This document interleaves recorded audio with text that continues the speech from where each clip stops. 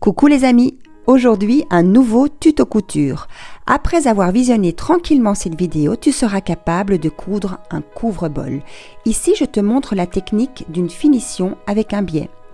À ce propos, j'ai concocté pour toi une formation spéciale sur la pose du biais. Le lien est ici. Il y a également toutes les astuces couture déjà publiées qui sont regroupées dans une formation gratuite. C'est la formation Astuces couture. N'hésite pas à cliquer sur ce lien, tu vas voir, c'est très pratique. Allez, let's go! De quoi auras-tu besoin? D'un carré de tissu, de 2 morceaux de tissu, ici c'est du coton enduit, d'une épingle à nourrice, de l'élastique et du biais. Et aussi de ton bol, tu verras pourquoi.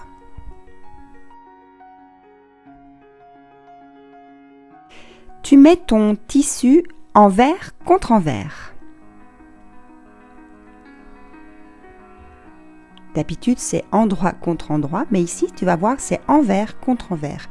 Il ne faudra pas retourner ton tissu par la suite, tu vas voir.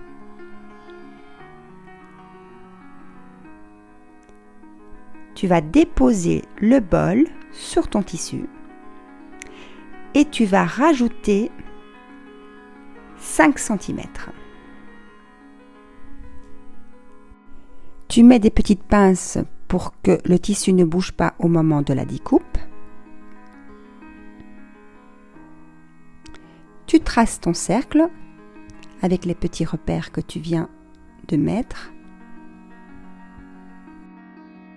et tu coupes.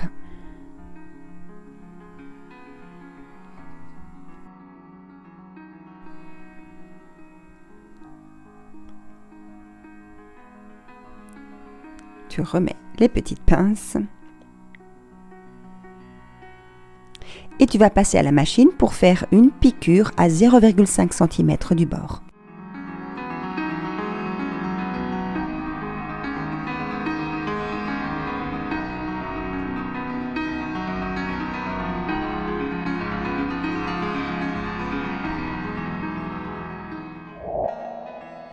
C'est le moment de placer la première partie du biais. Donc tu ouvres le biais, tu plies l'extrémité sur plus ou moins 1 cm, un demi-centimètre. Tu mets une petite pince et tu vas l'accrocher à ton tissu tout autour. Donc aux 2 épaisseurs de ton tissu. Voilà, tu peux mettre soit des petites épingles, soit des petites pinces. Alors ici, c'est la pose d'un biais dans un arrondi. Et il s'agit d'un biais invisible, la pose d'un biais invisible, c'est-à-dire qu'il ne se verra que sur l'envers du tissu. Tu verras.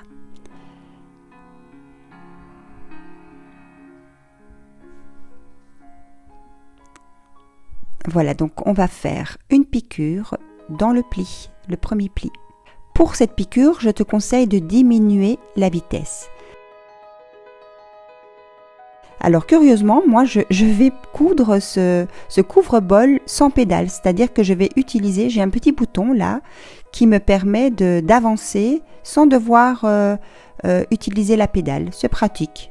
Je ne l'utilise pas beaucoup ce bouton, mais bon, là j'avais envie. Je trouvais que c'était bien. En plus comme ça, je vous le montre.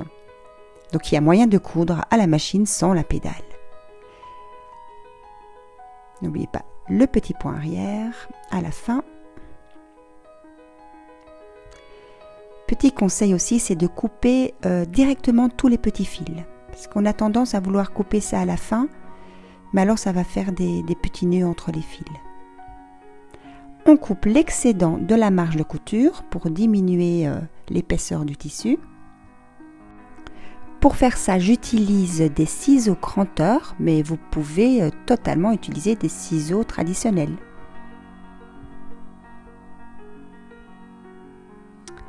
Une fois fait, enfin non là, j'ai pas fini.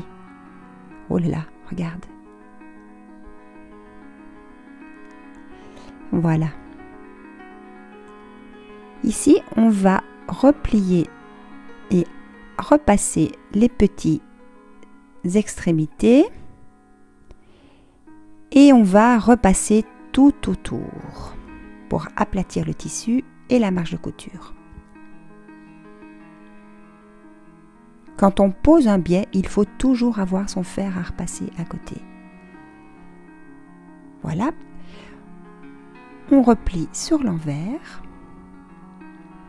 On laisse dépasser le tissu principal, tout petit peu. Et tu repasses tout autour. Tu mets d'abord des épingles ou des petites pinces. Et tranquillement, tu vas disposer ton biais.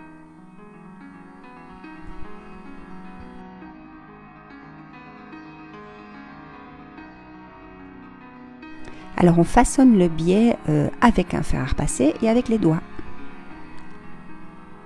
On profite de l'élasticité du biais pour lui donner la forme voulue. Bon, ici le fer à repasser, il ne faut pas qu'il soit trop chaud parce que j'ai utilisé du coton enduit.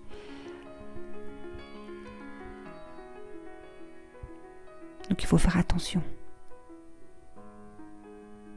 Voilà, on y est presque, hein. Là, tu vas passer à la machine pour faire une couture à 0,5 cm du bord.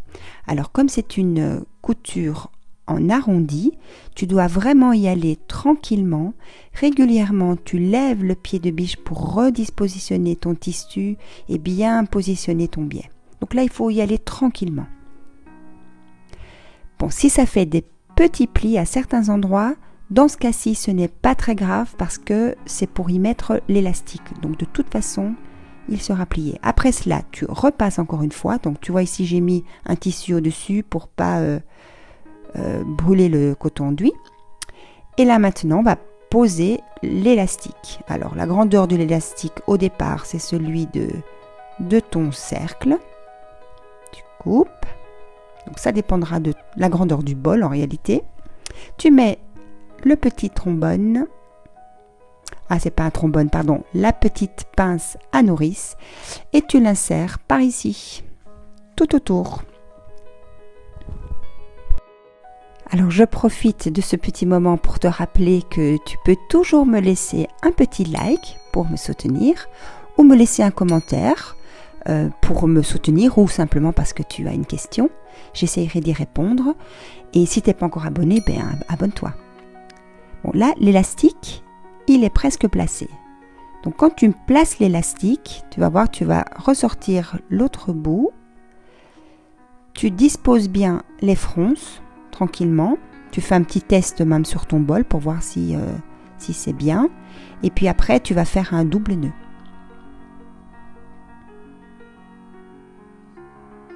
Tout simplement, et ton élastique, il va se mettre bien à l'intérieur. Et puis, tu auras terminé. Voilà. Ici, je crois que j'ai même fait 3 nœuds. Tu coupes l'excédent. Et tu as fini. Regarde. Hop. Alors, tu pourras faire des couvre-bols de toutes les grandeurs. Plutôt cool, non ? J'espère que tu as aimé ce tuto. En tout cas, moi, j'ai pris beaucoup de plaisir à le faire. Et puis, la suite arrive, donc n'hésite pas à t'abonner. N'hésite pas à aller voir mon site qui est Capou Création. Le lien est en description. Et tu y trouveras plusieurs formations, dont une formation gratuite sur toutes les astuces couture. Allez, à très vite.